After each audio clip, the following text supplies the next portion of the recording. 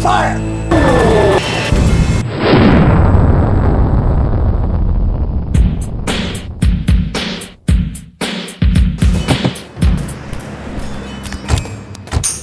While active shooter exercises were being conducted, 3 large white men shot up the Inland Regional Conference Center in San Bernardino. Witnesses originally described the gunmen as white males dressed in all black. Their skin color was white.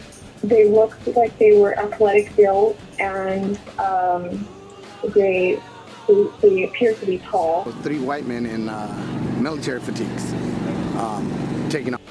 The shooters left in a GMC Yukon. 4 hours later, police killed a dark-skinned man and his petite wife in a Ford Excursion, just 2 miles from the massacre.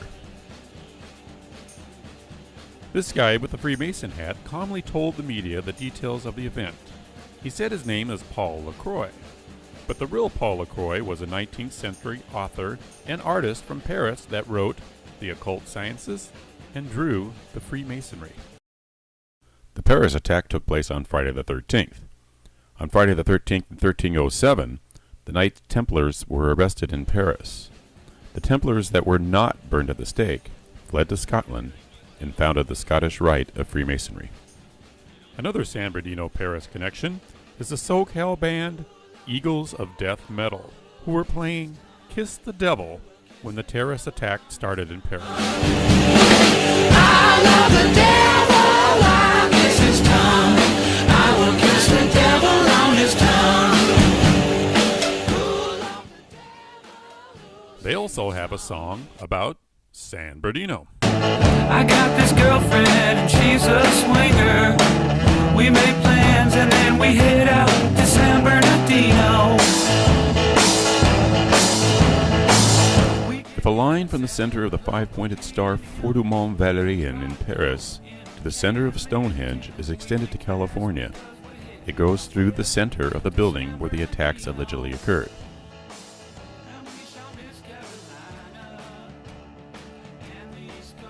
If the line is extended the other direction, it goes to this point at Le Parc des Hautes Boulières in Paris. The park has a circular pit with a yin-yang symbol. Satanist Aleister Crowley said that humans should be sacrificed inside of a circle so that their energy does not escape. Freemason architect Lawrence Armstrong did not design the Inland Regional Center to be parallel to the street, which indicates that the building is pointing to something. The only significant building perpendicular to the building is the Gersten Pavilion at the Jesuit Loyola Marymount University, where their star player Hank Gathers died. On this exact same line is the spot where the police shot the alleged terrorist.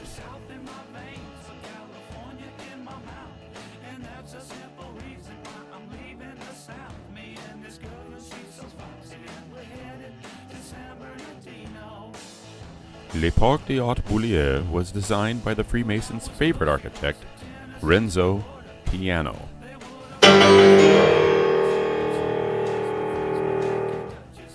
Piano designed the sidewalks to have a 37.5-degree angle, just like the open lid on a grand piano.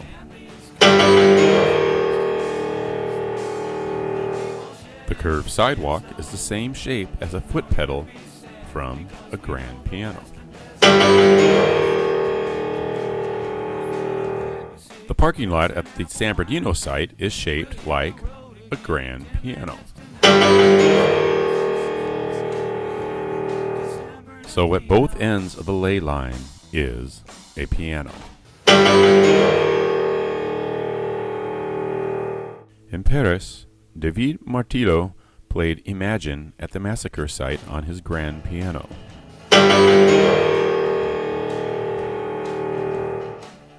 Alleged San Bernardino victim Benetta Betadal had her 3 children take lessons to play the piano.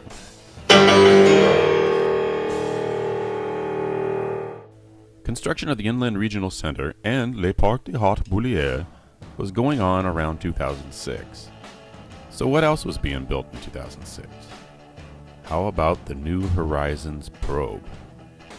Wikipedia describes the probe as being the same size and shape as a grand piano.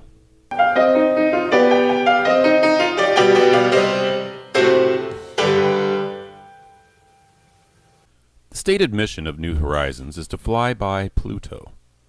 But is it worth $700 million to take pictures of a space object that has no effect on Earth? It would make more sense to explore what the scientists call Planet X and what the Sumerians called Nibiru. What we have discovered is that numerous features of the Kuiper Belt, a field of icy debris beyond the orbit of Neptune, can be understood if the solar system possesses an additional ninth planet that resides well beyond the orbits of the known planets.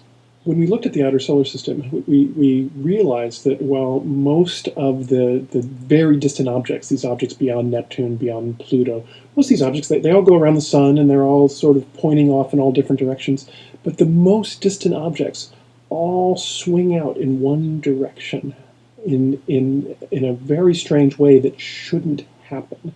And we realized that the only way we could get them to all swing in one direction is if there is a massive planet, also very distant in the solar system, keeping them in place while they all go around the sun. And we started looking at this and thinking, this must be either a coincidence or it's caused by something else. It can't be caused by a planet because that's crazy. There are no planets out there. I went from trying very hard to be skeptical that what we were talking about was true to suddenly thinking, oh, this actually might even be true. So the object itself likely is more massive than the Earth, probably a little bit less massive than Neptune. It sits right in between that terrestrial to giant icy planet range. Its orbit, unlike the orbits of the known planets, is not nearly circular and planar. Instead, it is exceptionally wide, 20 times bigger than the orbit of Neptune. The orbital period of the Earth is, of course, 1 year. And the orbital period of Jupiter, the big player in our solar system, is about 10 years. The orbital period of this putative ninth planet is 20,000 years. That have been found around all of the other stars. People have always looked at all these other planets in this strange mass range and said, wow, I wonder what these are. I don't know what these are because we don't have anything like it in the solar system. Looks like maybe we do. There are many telescopes on the Earth that actually have a chance of being able to find it. And I think that many people will be inspired to use their telescopes. I'm really hoping that as we announce this, people start a worldwide search to go find this ninth planet. If a planet that is 1,000 times more massive than the Moon came close to Earth's orbit, it could cause huge tides that could wipe out all of the coastal cities. When Pope John Paul II was asked about the third secret of Fatima, he replied, "If there is a message in which it is written that oceans will flood whole areas of the earth, and that from one moment to the next, millions of people will perish, truly the publication of such a message is no longer something to be desired." But what would the Vatican know about the planet that occultists believe Lucifer resided on, heading towards the Earth's orbit? Well, it just so happens that they own one of the most powerful telescopes on Earth, the Lucifer telescope in Arizona, that may be able to detect Nibiru. So while scientists can gather information on the size of Nibiru and track when and how close it will come to Earth in order to calculate how high the tides will be, the occultists that ultimately control the funding of NASA can present their beloved Lucifer a flying grand piano.